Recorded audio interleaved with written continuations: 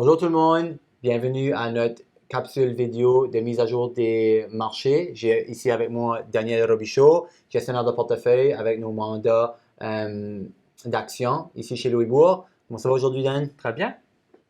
Excellent. Alors Daniel, les marchés demeurent très volatiles. Nos investisseurs ont des questions. Est-ce que tu pourrais passer à travers du dernier trimestre et peut-être l'année 2022 en général, puis nous expliquer c'est quoi les thèmes qu'on a vus se dérouler du point de vue des marchés d'investissement? Oui, clairement, les marchés financiers ont été volatiles à travers l'année 2022. Je dirais, sur une note un peu plus positive, on a fini l'année sur une meilleure note où est-ce qu'on a vu les marchés des actions rebondir d'une façon assez significative. Donc, un bon rebond, mais pas assez pour effacer les pertes qu'on avait subies dans les premiers trimestres de l'année. Pour les marchés financiers, ça a été une année difficile, je dirais encore plus difficile pour les investisseurs qui ont un portefeuille un peu plus conservateur. Donc, les obligations qui sont normalement la classe d'actifs la plus défensive d'un portefeuille diversifié ont eu une année assez difficile avec les taux d'intérêt qui ont augmenté très rapidement. Maintenant, qu'est-ce que je dirais, c'est qu'il y a trois bonnes nouvelles ou trois événements assez importants qu'on a eus durant les derniers mois. Le premier, c'est qu'on a finalement fait du progrès du côté de notre bataille contre l'inflation. Donc, les dernières données économiques ont été un peu plus encourageantes. On commence à voir du progrès en vouloir amener l'inflation au niveau plus normal. La deuxième bonne nouvelle, c'est la situation en Europe. On a parlé beaucoup de la situation en Europe durant les dernières mises à jour, où est-ce que l'Europe, qui était fortement dépendante du gaz naturel de la Russie, allait probablement faire face à une situation difficile dans l'hiver avec leur gaz naturel. Les gouvernements ont fait vraiment du bon travail pour trouver d'autres sources alternatives de gaz naturel à travers l'été. Puis maintenant, la bonne nouvelle, c'est qu'on a eu un hiver vraiment extraordinaire, donc vraiment chaud à date, qui fait que l'Europe est dans une très bonne situation maintenant pour cet hiver, qui est positif pour le présent, mais aussi pour le futur, dans le contexte où ça les met dans une beaucoup meilleure position aussi pour l'année prochaine en termes que les niveaux d'inventaire demeurent très élevés. Donc, ça va rendre la tâche beaucoup plus facile pour le 2023.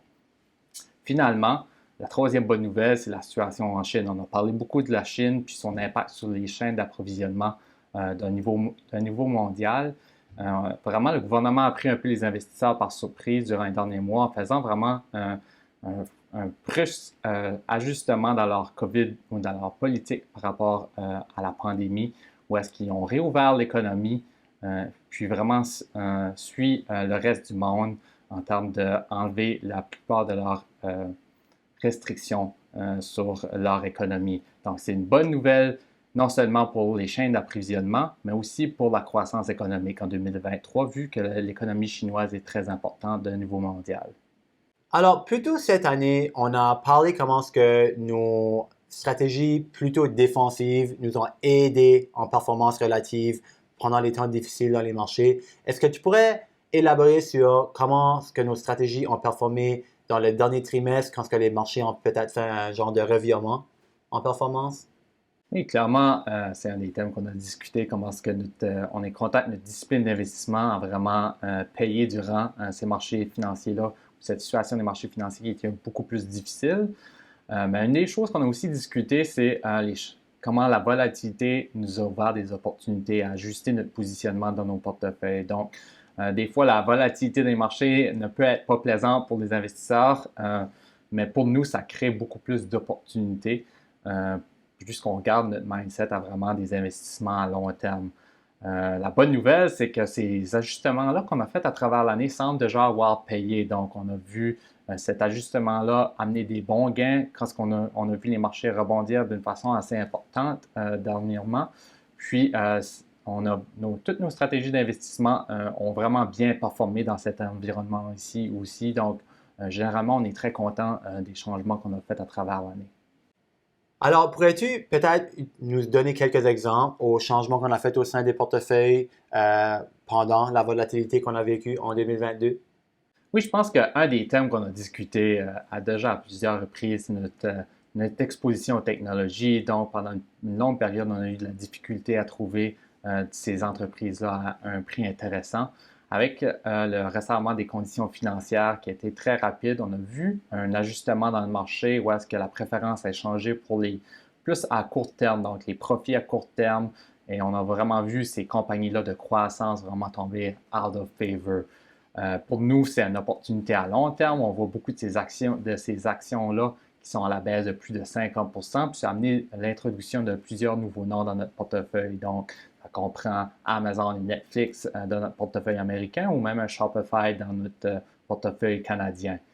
Un autre exemple que je pourrais donner, c'est vraiment la volatilité qu'on a vue dans les marchés dans les pays des Royaumes-Unis. Donc, on a vu, il y a eu un nouveau premier ministre qui est arrivé avec un budget qu'on décrirait comme désastreux, qui a amené un montant de volatilité très, très élevé. Donc, les prix des actions qui tombaient rapidement, les taux d'intérêt ont augmenté rapidement, puis leur devise est tombée aussi très rapidement, ce qui nous a amené à trouver des opportunités dans ce marché où est-ce qu'on aura acheté, par exemple, un National Grid qui est vraiment une compagnie très défensive qui fait la distribution d'électricité avec des profits qui sont réglementés, donc très stables. Excellent. Est-ce que tu pourrais prendre quelques minutes pour nous expliquer c'est quoi nos prévisions ou qu'est-ce qu'on s'attend de voir comme thème se dérouler pour l'année 2023?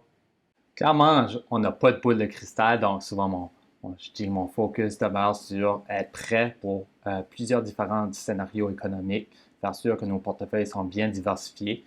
Mais de niveau élevé, je dirais, on vient de parler de l'inflation, donc on dit qu'on finalement on commence à voir du progrès. Je dirais, la seule chose que je dirais par rapport à ça, c'est que ça a été une tâche beaucoup plus difficile qu'attendu. Ça veut dire qu'on a augmenté les taux d'intérêt beaucoup plus qu'attendu l'année dernière. Donc, l'impact sur les consommateurs et sur leurs dépenses ou juste l'économie en général pour 2023 est un peu plus dur à prédire. Qu'est-ce qui est clair, c'est que les banques centrales vraiment sont engagées à combattre l'inflation. On pense qu'ils vont faire sûr qu'ils ne pas répéter les mêmes erreurs qu'on a vues dans le passé. Donc, on parle de la situation dans les années 70. Ce qui augmente vraiment les chances qu'on va un peu trop loin qui est un risque plus élevé, je dirais, aujourd'hui que l'année dernière, juste par le fait que ça a été une tâche beaucoup plus difficile à date de contrôler l'inflation. Maintenant, qu'est-ce que cela veut dire? Je dirais d'un côté des obligations. Les taux à long terme sont ajustés déjà. Ils sont en ligne avec les objectifs à long terme des banques centrales. Donc, on pense qu'il y a beaucoup moins de risques après une année très difficile pour les obligations en 2022. Maintenant que les taux sont ajustés, on pense que le risque-récompense est beaucoup mieux balancé. Du côté des actions, je dirais, il y a deux côtés de la médaille. On vient de parler, les perspectives pour l'économie sont un peu plus difficiles à lire, mais de l'autre part, les évaluations des actions ont aussi normalisé un peu plus bas qui reflètent cette incertitude. Donc, encore aujourd'hui, on pense que le risque-récompense est bien balancé pour les actions, donc on garde une position neutre. Alors, merci beaucoup, Daniel. J'ai trouvé ça très pertinent de jaser avec toi aujourd'hui. À la prochaine!